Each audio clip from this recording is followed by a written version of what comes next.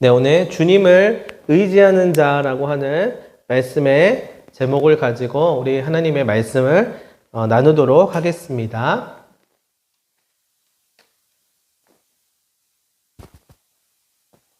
네, 우리 오늘 함께 읽었던 말씀이 마태복음 말씀인데요. 우리가 잘 알고 있는 세리 마태를 부르시는 장면입니다. 우리 예배는 지금 기본적으로 우리 예배와 모임 때 개역개정 성경을 우리는 따르고 또한 그것을 보고 있습니다. 그리고 특별히 우리 예배 시간에는 저희가 새한글 성경이라고 해서 오늘 가지고 왔어요. 이 새한글 성경이죠. 나온 지 그렇게 얼마 되지 않은 따끈따끈한 것이죠. 우리 몇 번 제가 설명을 해드렸는데요. 우리 대한성서공회에서 이번에 출시된 새한글 성경은 개역개정 성경을 기반으로 하면서 거기에서 조금 더 쉽고 현대인에 맞추어서 그리고 어려운 한자말과 또한 현대에는 잘 어울리지 않았던 단어들을 가장 잘 어울리게 다시금 성경학자들이 원문에 기초하여서 번역한 책입니다. 그래서 가장 원문에 가까우면서도 우리나라 말로 읽기에 더 쉬운 그런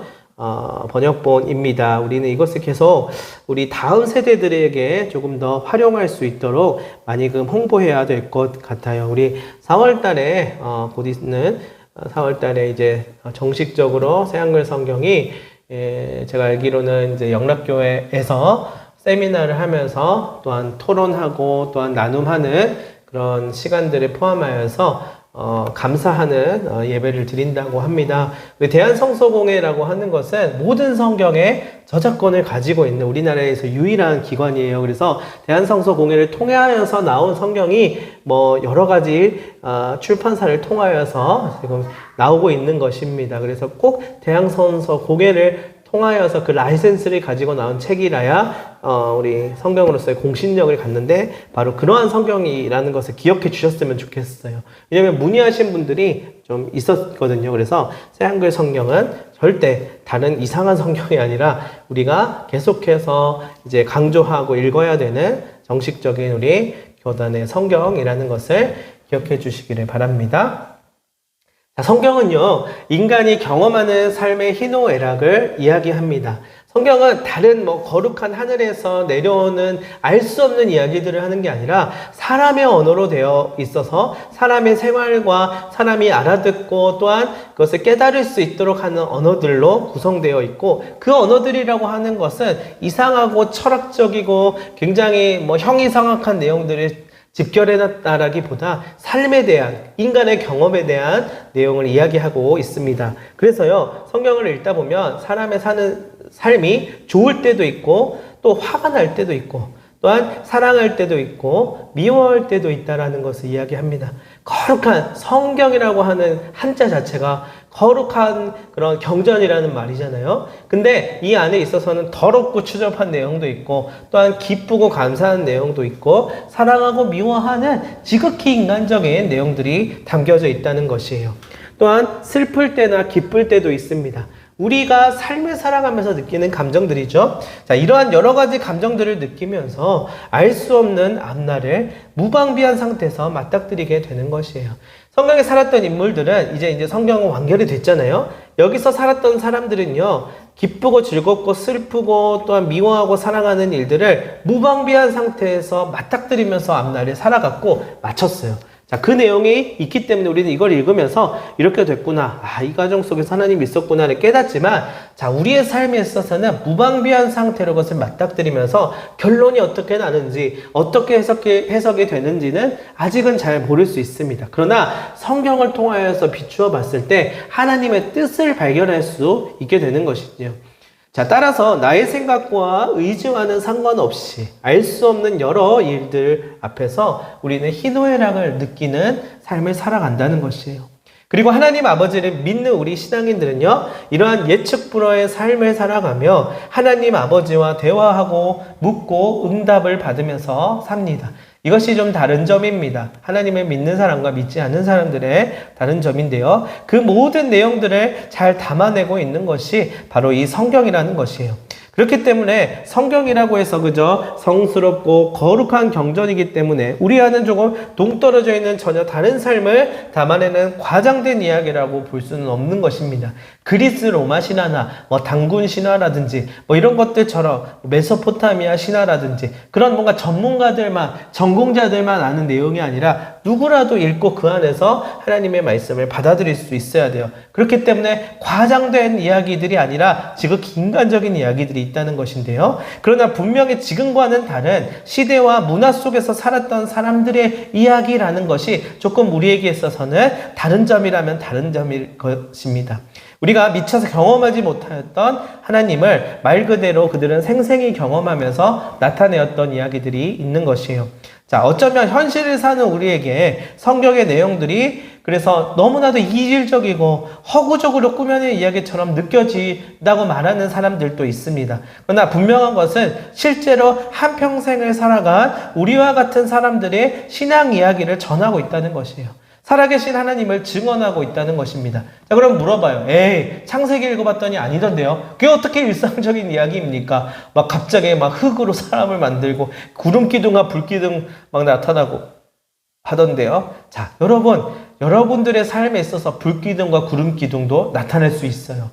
성경에서 이야기하는 것이 동영상처럼 그대로 나타난다는 것이 아니라 하나님이 흙으로 사람을 빚으셨다고요? 자, 우리를 빚으신 하나님이 어떤 하나님인지 우리는 아직은 다 이해할 수 없겠지만요. 그날에 우리는 알 수 있을 것이에요. 그러나 분명한 사실은 여기서 중요한 것은 그래서 흙의 성분이 무엇이며 이것이며 몇 년 동안 유통기한이 있고 이걸 보는 게 아니라 우리를 지으신 하나님이 분명하시다라고 하는 것을 믿는 것입니다.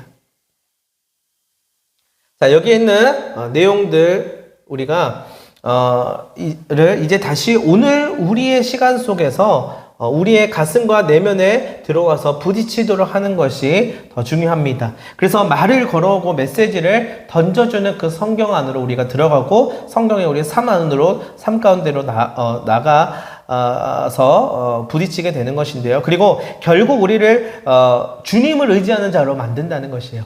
성경의 목적은 그것이에요. 성경을 가지고 우상처럼 떠받드는 또 사람들이 있습니다. 그래서 성경에 있어서 이 성스러움을 유지하기 위해서 이 성경을 오히려 더 우상화시키는 사람들이 있습니다. 그러나 그것은 더 중요한 것을 놓치는 것이요. 우리가 주님을 의지하고 주님을 믿고 주님을 따라가게끔 해주는 하나님께서 주신 선물입니다.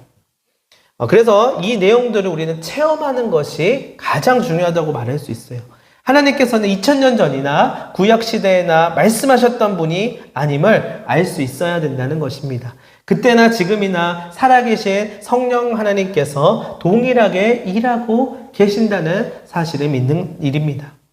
오늘 우리가 읽은 본문에 보면은요, 어쩌면 평범한 일상 가운데 예수님께서 찾아오시는 장면들이 나옵니다. 그러니까 어느 날 몇 시에 갑자기 나타나셔서 엄청난 일을 행하셨다는 게 아니라 평범한 우리의 일상 가운데서 예수님이 오셔서 말씀해 주셨다는 것인데요. 다들 저마다 주어진 하루하루를 살면서 눈앞에 놓여있는 일들을 해결하기 급급한 일상을 살아가기 때문에 그 일상 속에서 하나님이 예수 그리스도께서 오신 것입니다. 나를 주목하사 찾아오시는 주님, 그 주님을 우리는 지금 체험하고 있습니까? 다만 오늘을 사는 우리보다 먼저 자신이 경험한 하나님을 성경에서는 고백하는 거예요. 그리고 나서 우리는 또 우리의 고백을 할 수 있는 것이죠. 자신을 도우시고 보살피시는 분이 저기 먼 산 너머에 계시는 한 번도 보지 못한 그저 하나님이라고 하는 신이 아니라 그야말로 살아계신 리얼한 분이시라는 것을 성경은 증언하고 있어요. 아마도 우리와 같이 성경에 나오는 사람들은 자신의 형편과 처지 속에서 자신의 특히 무능함을 느끼고 또한 주변의 많은 사람들이 결코 해결을 주지 못하는 여러 근본적인 문제들로 인하여서 무력감을 느꼈을 때에 주로 하나님을 만났을 것이에요. 무엇을 의지하고 붙잡아 보아도 어쩔 수 없는 한계를 지님을 또한 그들은 경험하였을 것입니다. 자, 이것이 성경의 세계관과 나의 세계관을 이어주는 하나의 연결된 통로라고 볼 수 있는 것이에요. 자, 그렇기 때문에 눈에 보이지 않아도 마치 이 세계를 초월한 존재라고 말할 수 있는 하나님이라는 신에게 자신의 상황을 그들은 토로했을 것이에요. 자, 마태복음에 나오는 사람들은요, 예수를 통하여서 실제 하시는 하나님을 만났다고 이야기합니다. 자, 엄청난 일이지요. 그들이 하나님을 모르고 있다가 갑자기 아는 게 아니라 그들은 유대인으로서 또는 하나님이라고 하는 여호와 하나님이라고 하는 신을 믿는 세계관 안에서 살았던 사람들인데 예수 그리스도를 통하여서 실제 하시는 하나님을 만났을 때 그들은 어떠한 마음이었을까요? 그러나 모두가 그랬던 것은 아니었던 것이지요. 그러나 오늘 성경에서 읽어봤던 본문 안에서 여기에 나오는 이 그룹들 외에는 여전히 모르고 있었던 사람들도 있었을 것이에요. 그가 진정한 구원자이시자 메시아라는 사실을 지금도 인정하지 않고 모르는 사람들이 있는 것과 마찬가지입니다. 하지만 우리는 이제 알고 있죠. 오늘 우리가 성경을 통하여서 예배를 통하여서 기도를 통하여서 만나고 알고 경험하는 하나님이 지금 우리가 읽었던 본문 가운데 일상을 지나고 있는 주님이시라는 것을 알 수 있습니다. 지금 우리는 사순절 셋째 주 기간을 이제 보내고 있습니다. 사순절이라고 하는 것도 이 절기가 중요한 게 아니에요. 절기 안에서 만나는 하나님과 예수 그리스도의 말씀과 그 다음 나의 삶에서 어떻게 이것이 적용되는지가 중요한 것입니다. 사순절이라고 하는 것, 하나의 상징은 하나님께로 인도됨을 경험할 수 있도록 그 매개 역할을 해주는 것이지 그것이 목적은 아니라는 것이에요. 자, 어쨌든 여기에서의 사람들과 우리의 모습 무엇이 다릅니까? 자, 당연히 배경이 다르고 아는 지식이 다르고 상태가 다르겠지요. 하나님에 대해 경험하는 그 시작점이 같지는 않다는 것이에요. 그들이 만났던 하나님은 동일한 하나님이지만 우리의 상황과 여건이 달라졌기 때문입니다. 그러나 한 시대를 살아가는 인간이라고 하는 근본적인 상태는 동일하다는 것이에요. 아무리 시대가 변했고 또 세대 차이가 난다 하더라도 사람은 사람인 것이에요. 그 세대를 잇는 무엇인가가 있을지인데 그것은 시대마다 세대마다 달라지는 것이 아니라 유일하고 변하지 않는 진리의 말씀이 있다는 것이에요. 자, 그리고 그때나 지금이나 처량한 처지에 놓인 자기 자신을 우리는 발견하게 됩니다. 그리고 우리에게는 다른 누구도 아닌 주님이 필요하다는 사실을 우리는 깨달을 수 있게 됩니다. 제가요, 한 몇 달 전에 좀 됐네요. 그래도 몇 달 전에 이제 작년이죠. 발이 너무 아파서 병원에 간 적이 있습니다. 정형외과를 갔더니요, 간호사님도 계시고 물리치료사님도 계시고 또 의사 선생님도 계시더라고요. 저는 그분들이 필요했기 때문에 병원으로 갔습니다. 결국 그분들을 통하여서 치료를 받고 회복할 수 있게 되었거든요. 그런데 만약에 그분들이 없다면 어떻게 됐겠습니까? 그저 아픔을 견디고 참으면서 그분들을 찾아가지 않았다면 저는 잘 낫지 않았을 것이에요. 너무나도 필요한 존재들이었습니다. 부단 육체의 의사도 그러는데 우리의 삶 전체와 영혼을 치유하시고 회복해 주실 예수님이 없다면 우리는 어디인가에서 우리를 맡기고 치유함을 경험할 수 있겠습니까? 결국에는 이제 낫게 되었어요. 잠깐의 부상 아닌 부상이었지만 병원에서 의사 선생님과 간호사 선생님과 물리치료사님을 통하여서 그분들을 만나서 그분들의 전문 지식과 치료 방법들을 통하여서 나을 수 있었어요. 근데 우리의 삶에 대한, 인생에 대한, 우리의 전반적인 우리의 영혼에 대한 구원과 치유는 예수 그리스도를 만나야만 해결받을 수 있다는 것이에요. 우리 주님은 그분을 의지하는 자를 찾고 계시고 오셔서 회복시켜 주신다라고 이야기하십니다. 그것은 예나 지금이나 2000년 전이나 3000년 전이나 구약시대나 영원 전이나 동일합니다. 그리고 지금 우리에게 동일하게 약속하고 계십니다. 몸과 마음과 영혼을 모두 치유해 주신다고 약속하고 계십니다. 그래서 이스라엘 땅에 사나 우리 대한민국에 사나 2000년 전에 사나 2025년에 사나 모두에게 동일한 것입니다. 여러분, 의사한테 가면은요, 의사가 검진을 해보고 상태를 체크하면서 상황을 파악하고 올바른 방법으로 절차에 맞게끔 딱 치료를 해줍니다. 자, 우리는 그냥 맡기고 있으면 되죠. 의사 선생님이 다 보시고 알아서 처방해 주시잖아요. 우리의 상태를 보시고 그렇게 해주시는 것이에요. 자, 마찬가지입니다. 우리의 고민과 아픔과 상처와 눈물을 그 누가 알겠습니까? 우리가 이 상태에 있으면 주님께서 오셔서 상태를 보시고 그에 맞게끔 치료해 주시는 거예요. 근데 우리 성령 하나님께서는 어제나 오늘이나 모두 다 알고 계셔요. 그렇기에 저마다 그분께 신뢰 고백을 하게끔 만드십니다. 신앙은 주입식 교육이 결코 아닙니다. 그냥 뭐 북한에 있는 김일성, 뭐 김정일, 김정은 부자처럼 믿어라 해가지고 믿어지는 일이 아니에요. 우리의 영혼 깊숙이 오셔서 그분께서 치유를 일으키시고 그분이 그런 능력이 있으시다는 것을 우리에게 알려주시는 것이고 실제로 우리를 구원 가운데로 이끌어 주셔요. 그리고 거기서 끝이 아니라 한 영혼의 인생을 끝까지 책임지시는 것이에요. 끝까지 애프터 서비스를 해주신다는 것입니다.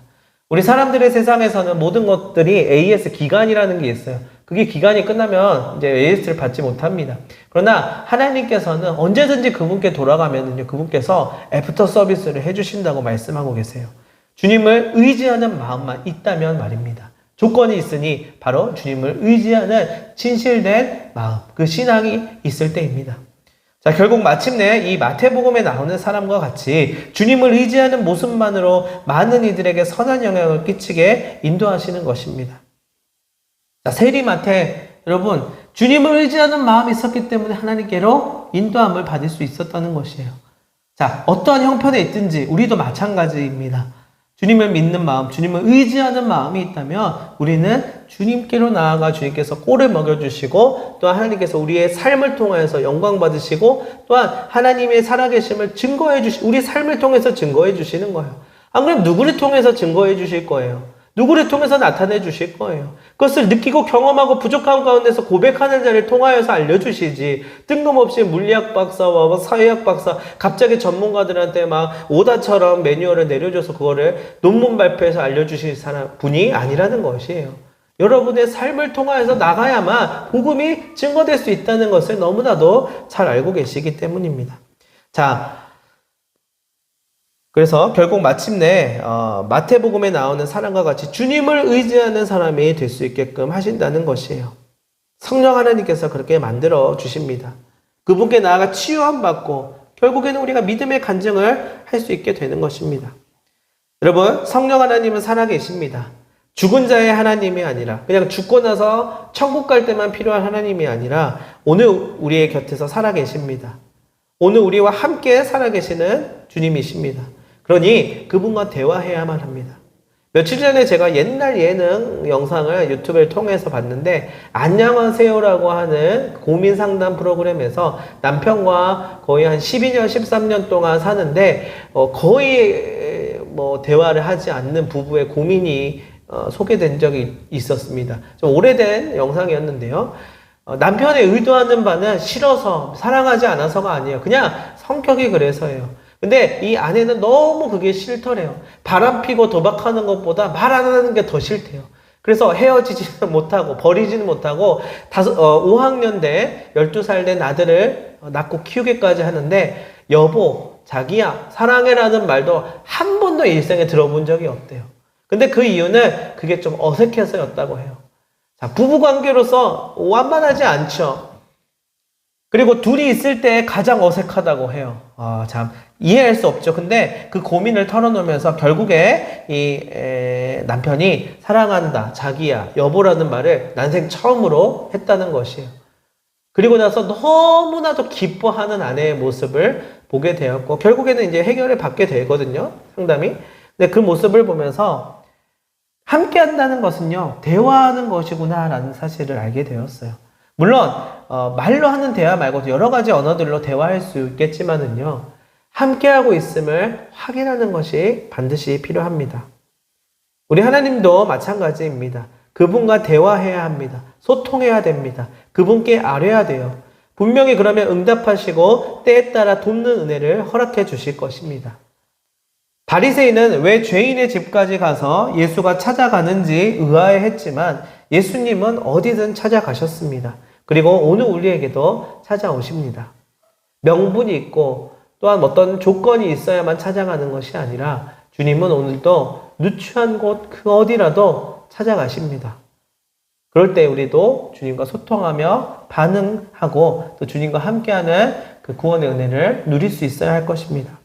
말씀을 마무리하도록 하겠습니다. 오늘 이 말씀을 가슴속에 새기며 언젠가 이 찾아오심을 우리도 동일하게 감사로 고백할 수 있게 되기를 소망합니다. 이제 한 주를 시작하는 여러분들 모두에게 주님의 도우심이 있기를 간절히 소망합니다. 기도하도록 하겠습니다. 살아계신 주님, 우리의 참된 소망 되신 주님, 우리의 갈 길을 인도하여 주시옵소서. 우리의 눈을 주께 듭니다. 모든 우상들과 가리우는 장애물들을 제하시고 온전히 우리에게 오시옵소서. 주님의 말씀을 오늘 나에게 주신 메시지로 받았으니 확실히 응답하사 주님의 일하심을 더욱 경험하게 하여 주시옵소서. 감사를 드리오며 예수 그리스도의 이름으로 기도합니다. 아멘.